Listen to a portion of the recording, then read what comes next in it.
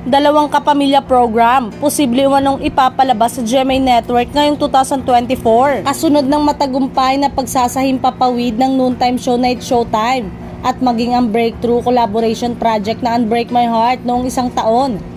Napapabalita ngayon at dalawang programa na ang produce ng ating ABS-CBN studio ang umano ay ipapalabas sa dati nitong karibal na GMA Network ngayong 2024. Ayon sa ilang ulat, selyado na raw ang nasabing kasunduan ng Kapamilya at Kapuso Network. Kasunod raw ng pag-alok ng GMA sa ABS ng 3rd at 4th slot ng kanilang primetime block na isa sa weak spot ng istasyon. Sinasabi pa ng ibang write-up rumors na palalakasin na rin ng Kapuso Network ang kanilang GMA primetime block upang matapatan ang lakas ng kapamilya shows na patuloy pa ring namamayagpag sa kani-kanilang time slot pagkatapos ng news program. Nauna nang nabanggit ng mga boss ng ABS-CBN at GMA na asahan na ang mas maraming partnership at collaboration sa mga susunod na araw, buwan o taon.